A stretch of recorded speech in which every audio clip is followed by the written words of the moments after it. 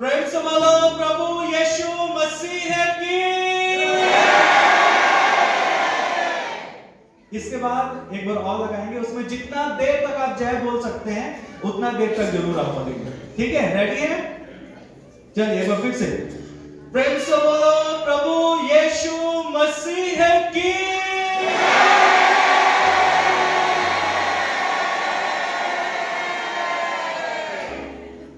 प्रभु आप सबको आशीष दे।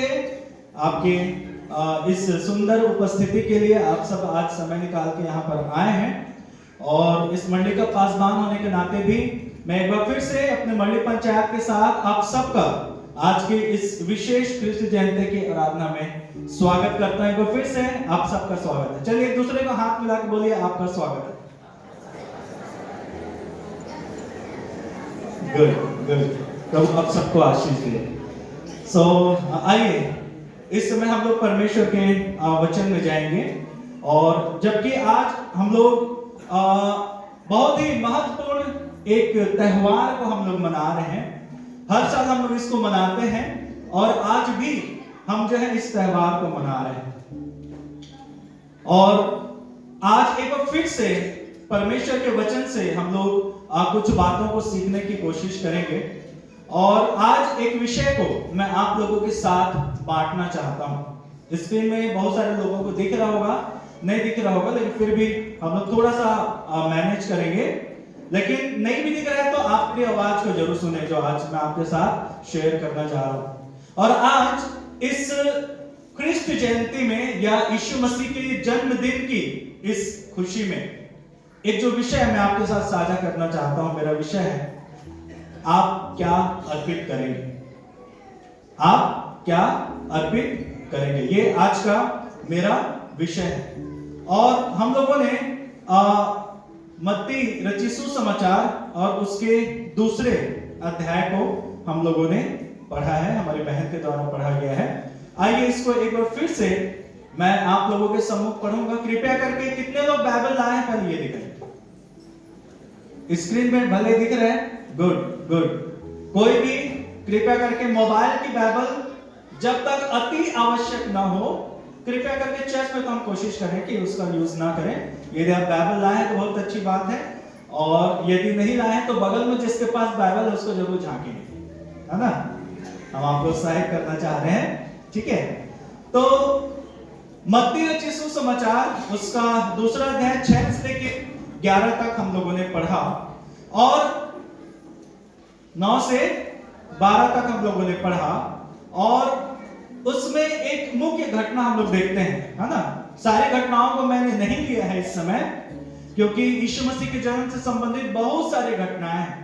मैंने मजूसियों की एक घटना, जिसमें मजूसी प्रभु यीशु मसीह के पास जाते हैं और यीशु मसीह को क्या करते हैं, अपनी अपनी भेंटों को वो अर्पित करते हैं। 11वां पद को मैं पढ़ रहा हूं, आप लोग ध्यान से देखिएगा। लिखा हुआ है, और उस घर में पहुंचकर उस बालक को उसकी माता मरियम के साथ देखा, और मुंह के बल गिरकर उसे प्रणाम किया, और अपना अपना थैला खोलकर उसे सोना और लोबान और गंधरस की भेंट चढ़ाई।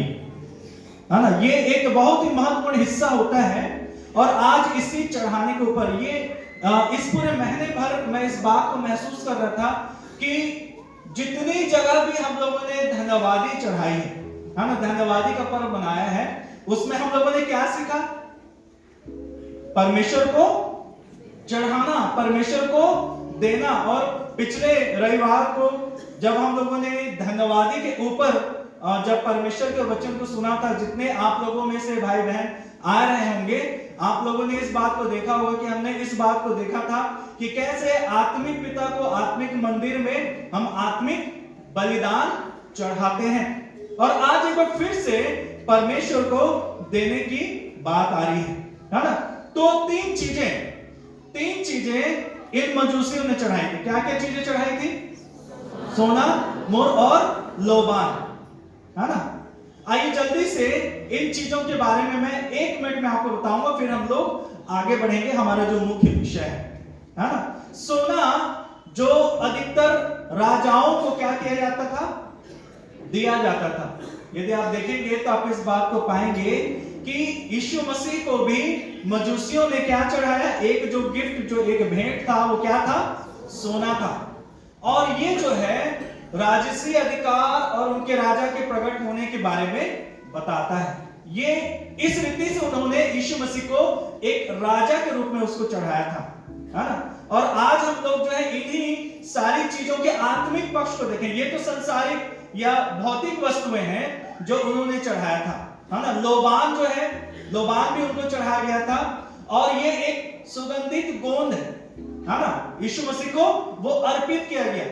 और यहां पर यदि आत्मिक रीति से आप देखेंगे तो ये परमेश्वर के प्रति आराधना और प्रार्थना का प्रतीक है। और खास तौर पर महायाजक जो होते थे वो क्या करते थे, इसका उपयोग करते थे। यानी कि जब हम परमेश्वर से प्रार्थना करते हैं और हमारी प्रार्थना जब परमेश्वर तक पहुंचती है तो ये लोबान उस बात को प्रकट करता है। और गंधरस एक बहुत ही महत्वपूर्ण एक राल होता था लगाना, जो हम लोग कई बार हाथों में साधारण शब्द पोतते हैं, है ना, स्किन में लेप लगाते हैं, ऐसा राल था। और ये यीशु मसीह के मृत्यु के रूप में कई बार इसको देखा जाता है ना, लेकिन आत्मिक रीति से इसका अर्थ है। तो आइए हम लोग इस बात को देखेंगे कि ये जो मजूसी थे, इन्होंने प्रभु यीशु मसीह को क्या किया था, भेंटें चढ़ाई थी, है ना। और इसमें हम लोगों ने देखा सोना, गंधरस और लोबान प्रभु यीशु मसीह को भेंट चढ़ाया गया। आज जब आप सब इस कृष्ण जयंती की आराधना में यहां पर आए हुए हैं, आइए हम लोग थोड़ा सा समय, त्योहार का समय निश्चित तौर पर कई बार ऐसे त्योहार के समय में सुनने की मानसिकता में कई बार हम नहीं होते, लेकिन मैं आपको उत्साहित करना चाह रहा हूं कि थोड़ा सा समय आपसे मैं मांग रहा हूं। जरूर जो बातें मैं बता रहा हूं आप उसको ध्यान से देखने की कोशिश करेंगे। और खास तौर पर जो यीशु मसीह को जो सबसे मुख्य और बहुमूल्य जो उस समय का जो धातु चढ़ाया गया था वो था सोना। और आज इसी सोना के संदर्भ में हम आत्मिक बातों को देखने की कोशिश करेंगे कि क्या उन मजूसियों ने तो सोना, गंधरस, लोबान जो है अमूर जो है उन्होंने चढ़ाया था, लेकिन क्या हम प्रभु यीशु मसीह को यही संसारिक या भौतिक सोना चढ़ाएं तो क्या वो स्वीकार करेगा, है ना। एक प्रश्न है कि क्या आज भी यदि आप यीशु मसीह को सोना, मुर और लोबान चढ़ाएं, या जैसे पिछले दिनों में भी हमने इस बात को देखा था कि बहुत सारे वस्तुओं को हम चढ़ाते हैं, हमारी प्राथमिकता क्या होनी चाहिए, हम इस बात को देख रहे थे। आज भी इसी बात को हम लोग देखेंगे कि सोना जो है वो एक मसीही और विश्वासी के लिए कितना महत्वपूर्ण है। उन्होंने सोना चढ़ाया, आप आज क्या चढ़ाएंगे, है ना। आज विशाल भाई का भी जन्मदिन है ना, आज यीशु मसीह का भी जन्मदिन है। आज आप क्या लेके आए, ये एक बड़ा महत्वपूर्ण प्रश्न है जब आप यहां पर बैठे हुए हैं। मेरे प्रियो, हम आपको उत्साहित करना चाहते हैं कि प्रतिवर्ष की भांति भी ये साल हमारे लिए वैसा ही ना हो जैसा पिछले दिनों में था। आप क्या देंगे? और जब देने की बात आती है, जब सोना की बात आती है, तो सोना संपत्ति को बताता है ना। सोना जो है वो धन को बताता है। और बाइबिल क्या धन के बारे में बात करती है ना। बाइबिल क्या धन के बारे में बात करती है? बाइबिल में बहुत सारे पद जो हैं धन के विषय में बताए गए हैं। एक कुछ पदों को मैं यहां से पढ़ रहा हूं, और इसमें एक प्रश्न है ना। इसमें क्या है? एक प्रश्न है, लिखा हुआ है यशायाह उसका 45 अध्याय और पद 3। यशायाह नबी की पुस्तक उसका 45वां अध्याय और पद संख्या 3 इस प्रकार कहता है, मैं तुझको अंधकार में छिपा हुआ और गुप्त स्थानों में गड़ा हुआ धन दूंगा, जिससे तू यह जाने कि मैं इस्राएल का परमेश्वर यहोवा हूं। यहां पर परमेश्वर पिता, है ना। आज संसार में हम लोग क्या कर रहे हैं? धन कमाने की होड़ लगी हुई है, अधिक से अधिक पैसा कमाने की होड़ लगी है। ध्यान दीजिएगा, जो गोल्ड, जो सोना भेंट के रूप में चढ़ा है, उसी के संदर्भ में मैं इन चीजों को आपको बता रहा हूं। आज संसार में धन कमाने की होड़ लगी हुई है। यहां पर परमेश्वर एक बात तो बोल रहा है और आज हम इस बात को देखने की कोशिश कर रहे हैं, हम क्या देंगे, हम क्या दे सकते हैं परमेश्वर को। क्या आप भी जो है बहुत सारा धन यहां पर ला के चढ़ा दे परमेश्वर को, तो क्या वो उसको स्वीकार कर लेगा? क्या वो उसके लिए पर्याप्त है? क्या वही वो चाहता है? यहां पर परमेश्वर बोल रहा है कि मैं तुझे एक धन दूंगा, मैं तुझे एक गड़ा हुआ एक गुप्त स्थान का धन दूंगा। ये कैसा धन है जो परमेश्वर देना चाहता है? क्या ये वैसा ही धन है जो संसार में है, या ये वैसा ही धन है जो मजूसियों ने चढ़ाया था? लूका 12:33 बोलता है, अपने लिए स्वर्ग में, बोलिए मेरे पीछे, कहा? स्वर्ग में धन इकट्ठा करो। बाइबल धन की बात बोल रही है। संसार में भी हम धन कमाते हैं, दोनों धन में क्या अंतर है, मैं इस बात को आपके सामने रखना चाहता हूं। बाइबल इस बात को बोलती है, स्वर्ग में अपने लिए धन इकट्ठा करो, पृथ्वी पर धन इकट्ठा मत करो, ये बाइबल बोलती है। एक और पद है ना, रोमी 11:33, वहां पर लिखा, आह परमेश्वर का धन बुद्धि और ज्ञान क्या ही गंभीर है। यहां पर भी एक धन जो गंभीर है ना। मेरे साथ निकालिए प्रकाशित वाक्य 3 उसका 17वां, जिसको भी मिलता है पढ़िए। प्रकाशित वाक्य 3 17वां पद। तू कहता है कि मैं धनी हूं, तू कहता है कि मैं धनी हूं। ध्यान से सुनिएगा, उनको माइक दीजिए तो जल्दी से।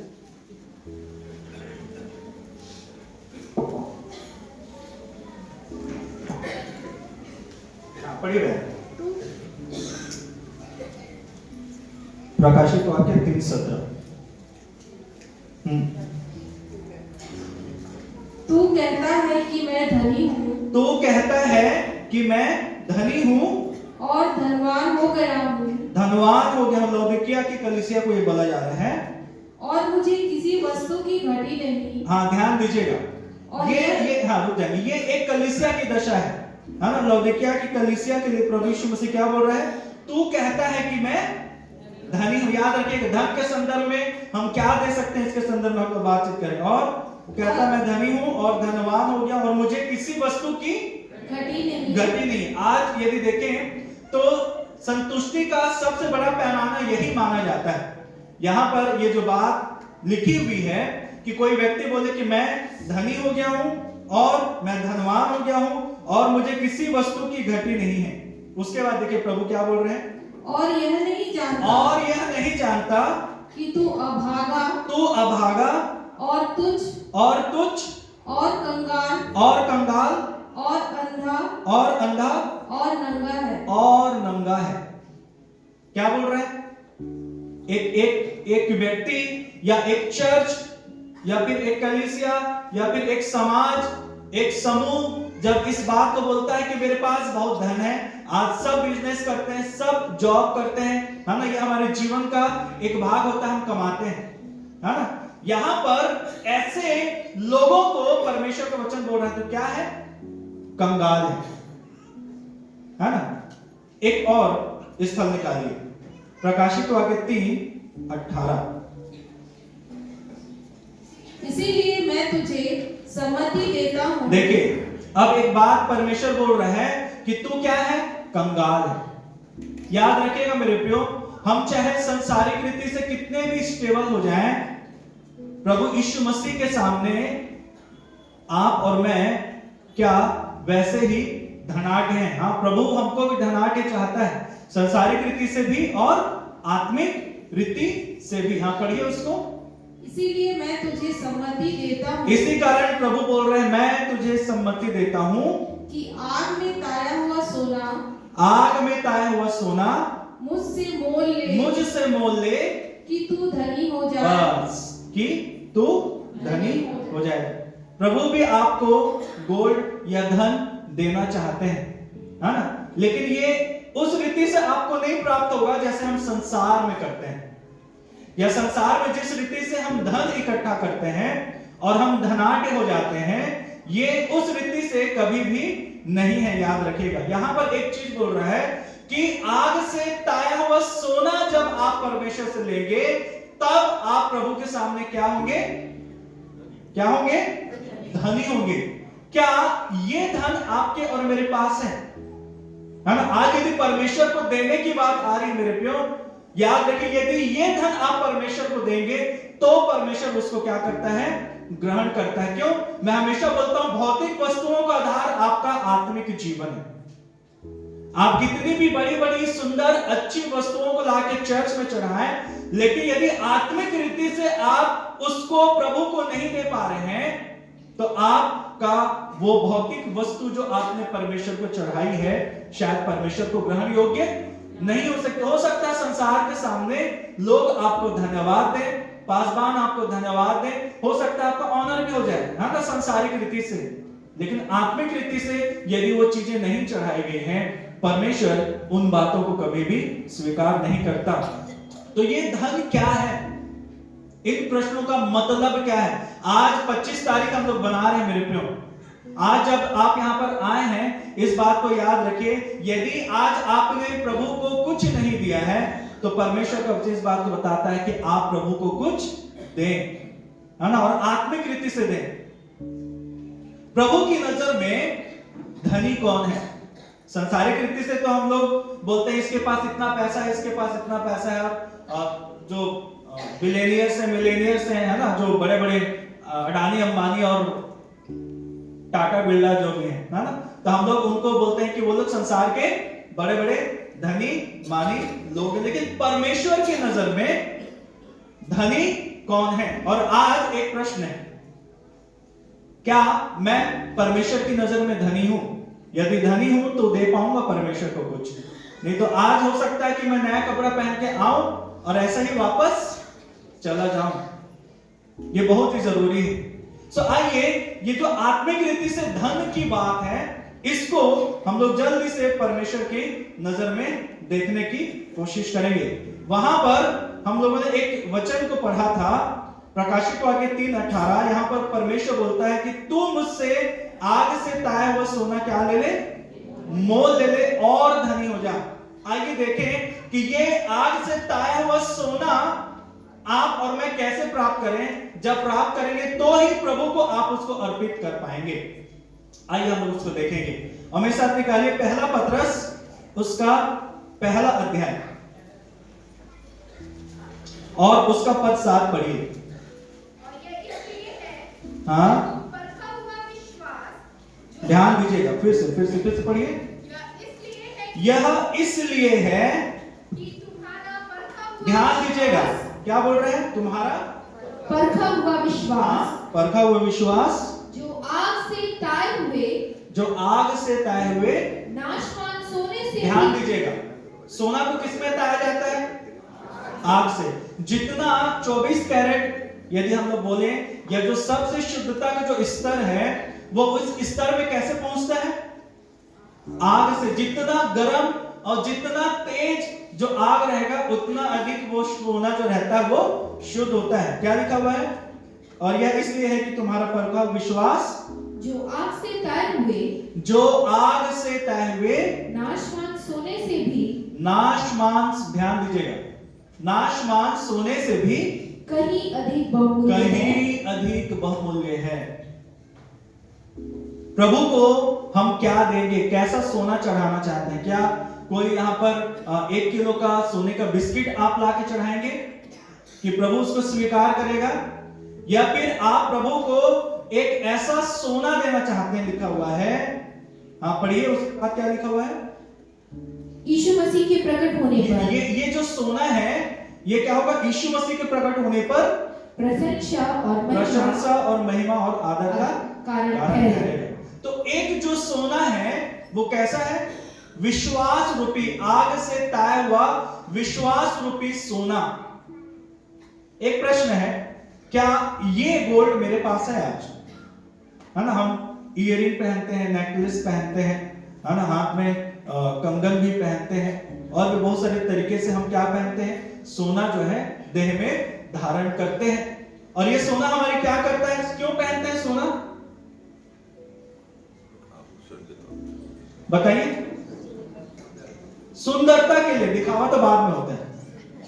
क्या के लिए पहनते हैं? पहले सुंदर दिखेंगे तब तो दिखाएंगे भाई, है कि नहीं? हमारी बहनें, पुरुष लोग भी पहनते हैं सोना, है ना? तो ये जो सोना है वो क्या चीज को दिखाता है? आपकी सुंदरता को दिखाता है। किसके सामने दिखाता है? मनुष्यों के सामने। प्रभु के सामने क्या पहनेंगे आप? ताया हुआ विश्वास। उसके ऊपर पढ़िए, 6 पद को पढ़िए। इस कारण तुम मगन होते हो। ध्यान दीजिएगा, 25 तारीख के दिन आप बोलेंगे पास्टर जी यीशु मसीह के जन्म से अलग क्या आप बात कर रहे हैं? मैं गिफ्ट की बात कर रहा हूं जो आप प्रभु को दे सकते हैं। हाँ पढ़िए। इस कारण तुम मगन होते हो। यद्यपि अवश्य है कि अभी कुछ दिन के लिए ध्यान दीजिएगा, नाना प्रकार की परीक्षाओं के कारण दुख में हो, है ना? याद रखिएगा, प्रभु का धन्यवाद। यदि आप दुख और तकलीफ और मानसिक वेदना से होके गुजर रहे हैं, परमेश्वर का वचन बोलता है कि यह इसलिए है कि इसी से तुम्हारा परखा हुआ विश्वास जो है वो आग से ताए हुए सोने के समान परमेश्वर के सामने क्या ठहरता है? बहुमोल ठहरता है। तो आज से 25 तारीख के दिन में यदि आपके पास ये सोना है, इसको धारण करिए और इसको प्रभु को क्या करिए? अर्पित करिए। आपका विश्वास कैसा है ये बड़ा महत्वपूर्ण है। तो एक सोना जो है वो क्या है? हमारा परखा हुआ ताया हुआ विश्वास रूपी धन, है ना? आत्मिक धन की हम लोग बात यहां पर कर रहे हैं। पहला हम लोगों ने क्या देखा? परखा हुआ विश्वास रूपी धन। एक और इफिसी उसका दूसरा अध्याय निकालिए। इफिसी दूसरा अध्याय और 7 पद देखिए, यहां पर क्या लिखा है? यहां पर भी एक धन है, याद रखिएगा, जिसको हम लोग गोल्ड के रूप में देख सकते हैं, धन। पढ़िए 2 का 7 कि वह अपनी उस कृपा से जो मसीह यीशु में हम पर है, आने वाले समयों में अपने अनुग्रह का असीम धन दिखाए। अनुग्रह का असीम धन, है ना?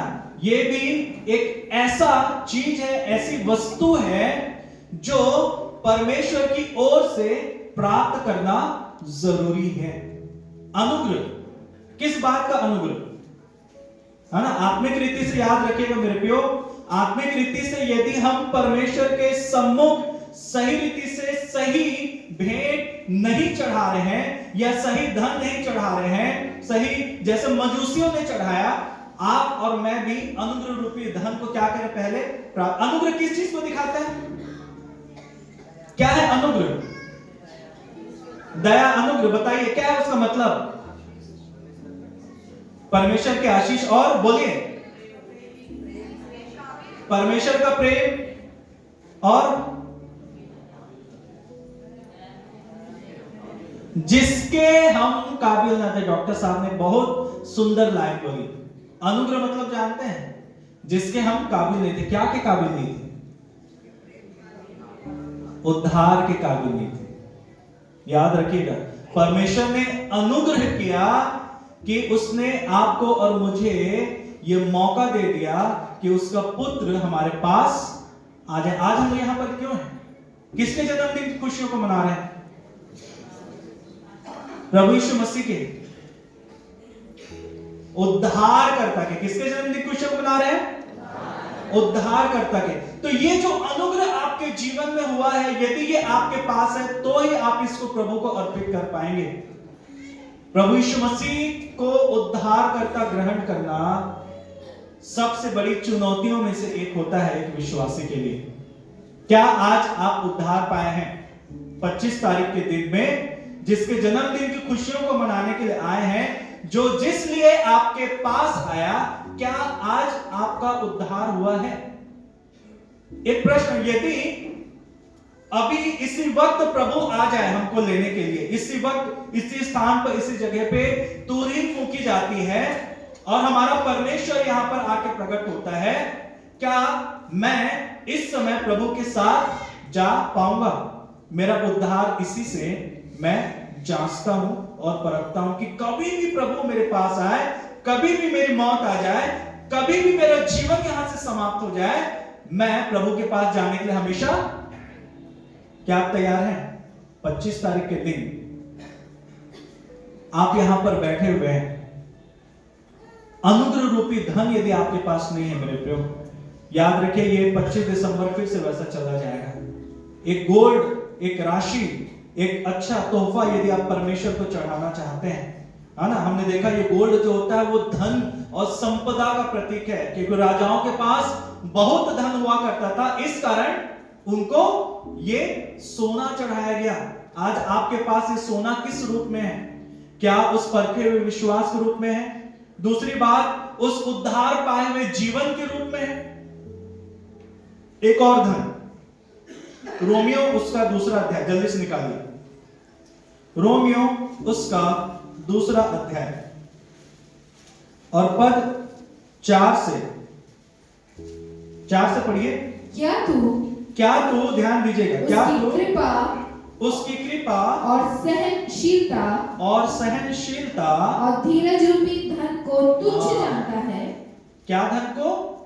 धीरज रूपी धन को तुच्छ जानता है। ये भी एक ऐसा धन है जो परमेश्वर देना चाहता है ना। परमेश्वर बोलता है ना कि मुझसे ताया हुआ सोना ले ले और तू क्या हो जा? धनी हो जा। ये धीरज क्या है मेरे प्रियो? क्यों इतना इंपॉर्टेंट है आत्मिक जीवन में? यह हमारे लिए एक बहुत बड़ा प्रश्न है। यदि धीरज हमारे पास नहीं है तो याद रखिए हम प्रभु को सोने के रूप में कुछ अर्पित नहीं कर पाएंगे। याकूब की पत्री निकालिए और इसी का पहला अध्याय का दूसरा पद।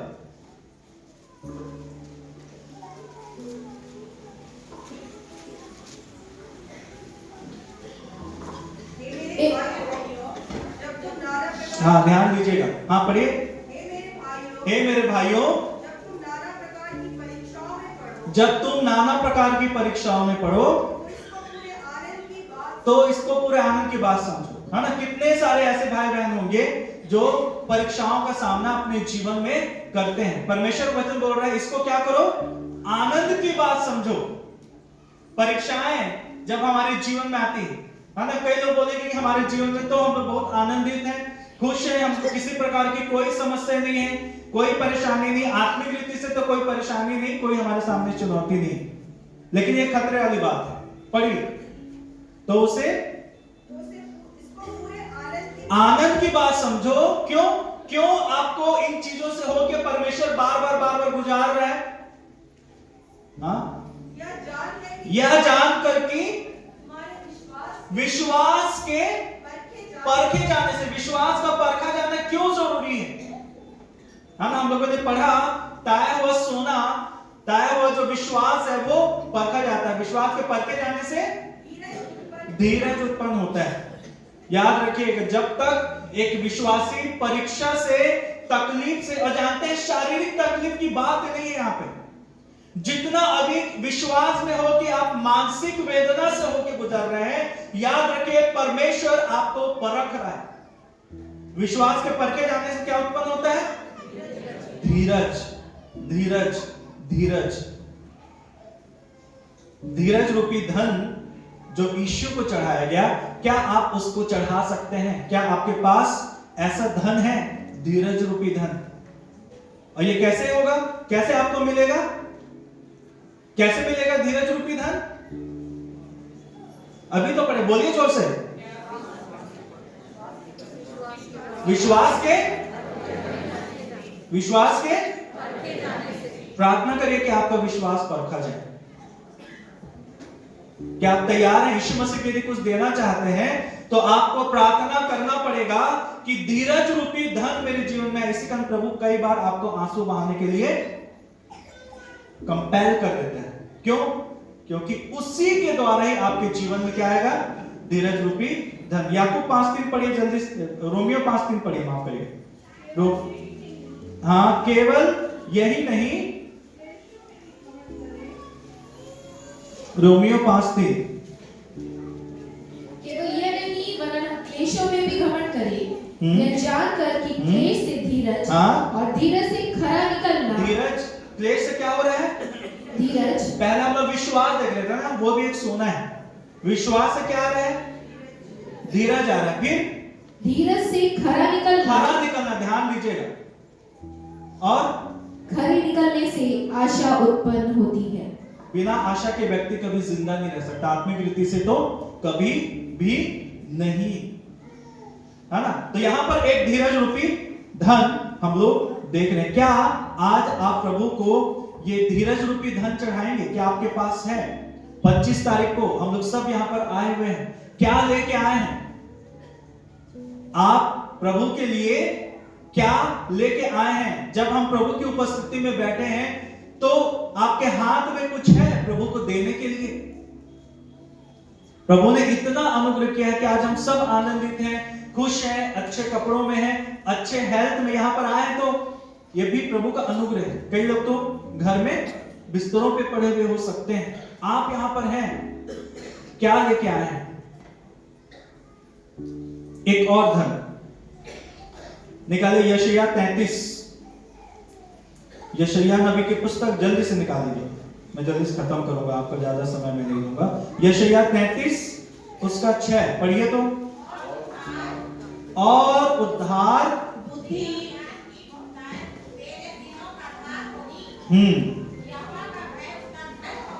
ध्यान दीजिए क्या लिखा हुआ है? यहोवा का भय। एक और धन यहां पर दिख रहा है, यहोवा का भय रूपी धन।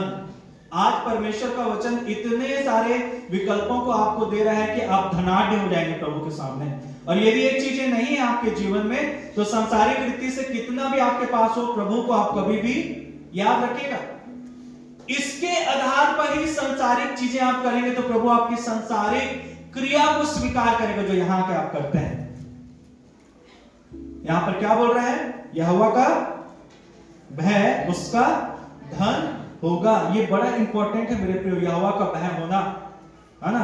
देखिए परमेश्वर इसको कैसे देख रहा है, आत्मिक रीति से ये क्या है? धन है। यहोवा का भय, विश्वास, अनुग्रह, है ना, धीरज, ये क्या है? धन है। परमेश्वर के लिए वो करेंसी है। आपके पास क्या वो करेंसी जो परमेश्वर, ये सब स्वर्ग में चलता है, ये सब करेंसी, है ना। स्वर्ग में ये सारी करेंसी चलती हैं। क्या आपके पास ये धन में साथ इस यहोवा के भय को समझने के लिए नीति वचन की पुस्तक दूसरा अध्याय निकालिए, जल्दी से खत्म, उसके बाद फिर हम आगे बढ़ेंगे।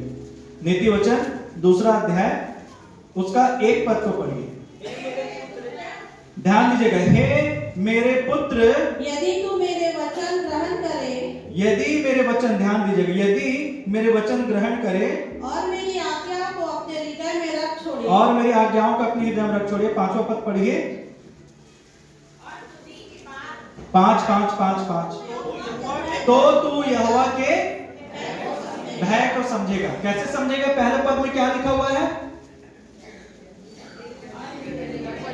यदि मेरे वचन को ग्रहण करे और मेरी आज्ञाओं को अपने हृदय में रख छोड़े तो तू यहोवा के, है ना। परमेश्वर के भय को समझने के लिए जरूरी है कि आप परमेश्वर के वचन को क्या करें, है ना। अभी धन्यवाद दिन देख रहे थे ना, एक बलिदान, आज्ञाकारिता का बलिदान। क्या आज आपके पास ये भय है? परमेश्वर का भय रूपी करेंसी है जिसको आप परमेश्वर को दिखाएं, बोले हाँ मेरा बेटा धनी है ना। सांसारिक रीति से जब आपके परिवार के लोग आर्थिक रीति से मजबूत होते हैं तो कितने लोग आंसू बहाते हैं। माता पिता हो कि यदि आपके बच्चे आर्थिक रीति से आर्थिक रीति से मजबूत होते हैं तो कितने लोग आंसू बहाते हैं? एक भी नहीं। हम लोग क्या करते हैं? खुश होते हैं। क्यों बताइए माता पिता? यदि आपके बच्चे अपने पैरों पर खड़े होकर आर्थिक रीति से मजबूत होते हैं तो क्यों खुश होते हैं आप? आपके लिए आशीष की बात है कि आपका बेटा, आपकी बेटी अब जो है स्वयं निर्भर हो गए हैं, वो किसी के ऊपर डिपेंड नहीं है। बोलते अपने पैर पे वो खड़े हो गए हैं। जब सांसारिक रीति से हम अपने बच्चों को इस रीति से देखते हैं, इस रीति से परखते हैं, तो परमेश्वर आपसे क्या चाहता है? क्या वो नहीं चाहता कि आप आत्मिक रीति से वेल्दी हो, आत्मिक रीति से आप जो है धनी हो, आत्मिक रीति से आप अपने पैरों पर खड़े हो? कैसे होंगे? यही वो बात है जो परमेश्वर का वचन बोल रहा है ना, तो तू यहोवा के भय को समझेगा। परमेश्वर के भय को समझने के लिए परमेश्वर के वचन को ग्रहण करना और उसकी आज्ञाओं को हृदय में रखना जरूरी है। क्या आज ये वाला धन आपके पास है जिसको आप यीशु को जैसे मजूसियों ने दिया आप देंगे? यदि नहीं है तो परमेश्वर आपको देने के लिए तैयार है ना। फिलिप्पी उसका 4 अध्याय 19 पद को भी मैं नहीं निकलवाऊंगा, आप लोग देख लीजिएगा। हम स्वयं परमेश्वर के धन है ना। निर्गमन 19:5, व्यवस्था विवरण 26:18 है ना। फिलिप्पी 4:19 में हमारा धन यीशु में निहित है ना। इनको आप घर जाके पढ़ लीजिएगा। हम लोग आगे बढ़ते हैं ना। एक और धन, प्रभु की महिमा रूपी धन। इफिसी 3:16 को पढ़ेंगे तो वहां पर एक धन है और ये लोबान से जुड़ा हुआ है ना। जो लोबान परमेश्वर को, प्रभु यीशु मसीह को उन्होंने चढ़ाया था। पढ़िए तो इफिसी 3:16 कि वह तो अपनी महिमा के धन के अनुसार तुम्हें यह दान दे कि तुम उसके आत्मा से, है ना। महिमा रूपी धन ये किस चीज को दिखाता है? आराधना को, उपासना को, है ना। एक और जल्दी से हम आगे बढ़ेंगे। यहाँ पे लिखा हुआ है भजन 141 का 2, मेरी प्रार्थना तेरे सामने धूप समान ठहरे और मेरे हाथों को उठाना संध्या का बलिदान ठहरे, है ना। हमारी प्रार्थनाएं, है ना। यदि आप प्रकाशित वाक्य 5:8 को पढ़ेंगे, लिखा जब उसने उस पुस्तक को लिया तो चारों प्राणी और 24 प्राचीन मेमने के सामने गिर पड़े, लिखा हुआ है। उनमें से हर एक के हाथ में वीणा और सोने के कटोरे थे जो धूप से भरे हुए थे। ये क्या थे? लोगों की आप जो प्रार्थनाएं कर रहे हैं, ये भी क्या है? एक धन है। क्या आज आपके पास महिमा रूपी धन है? इब्रानी उसका 11 अध्याय 26 पद निकालिए। इब्रानी 11:26। हम अब अंतिम पड़ाव में आ रहे हैं। यहां पे लिखा हुआ है, जी पढ़िए तो।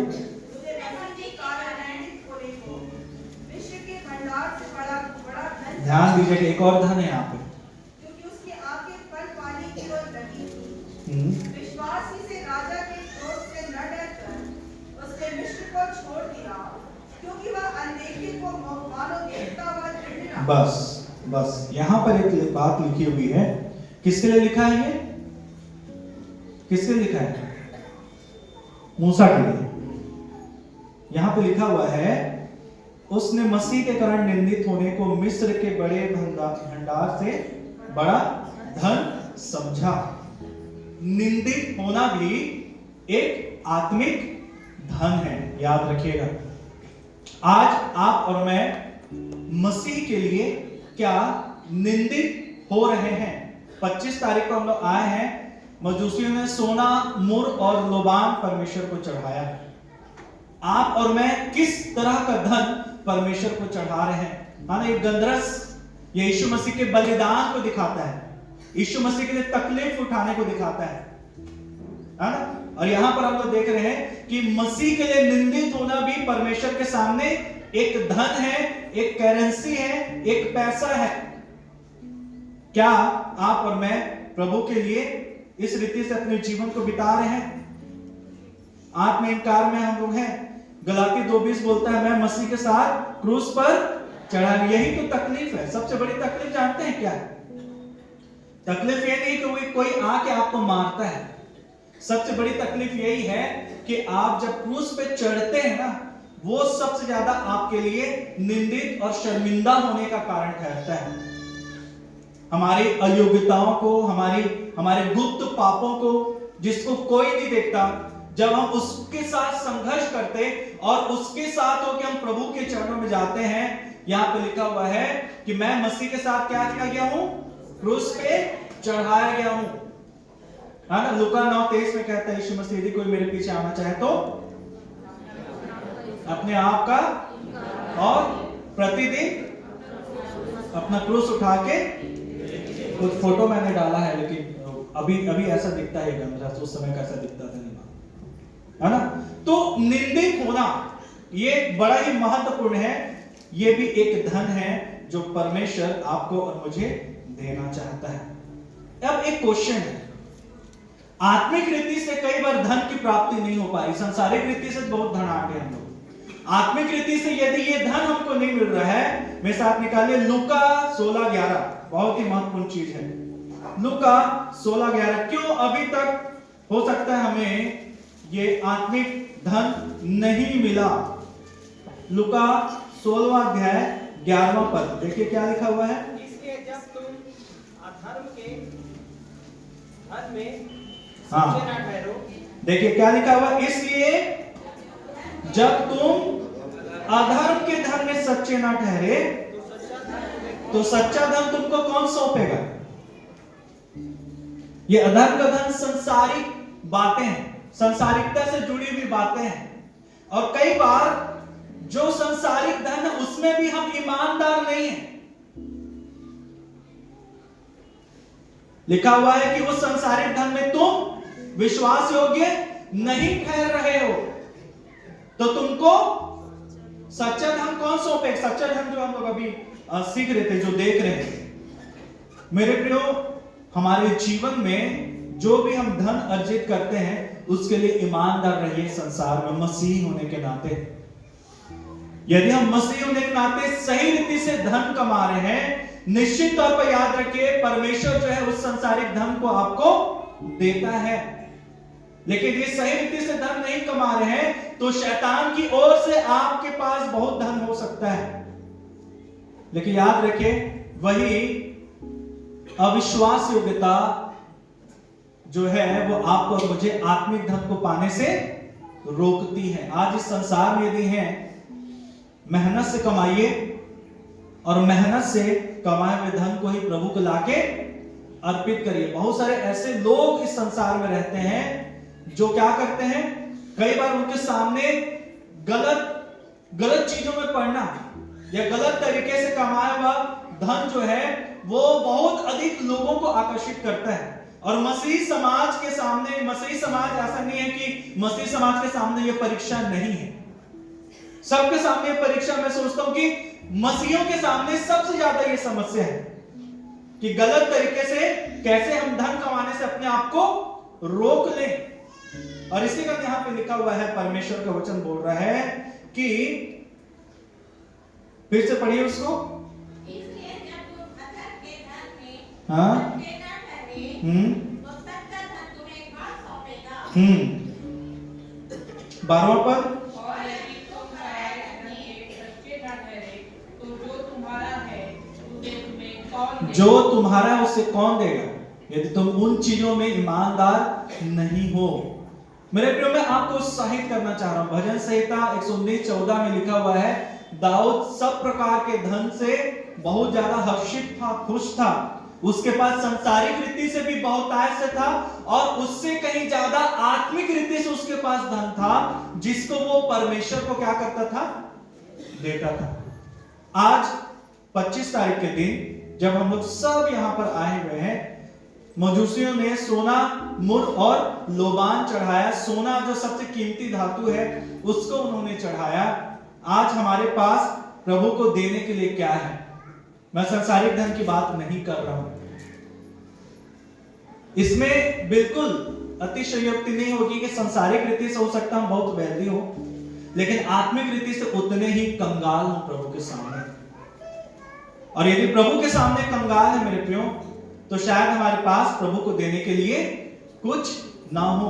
और यदि कंगाल है भी तो क्या हम कंगाल बने रहना चाहते हैं?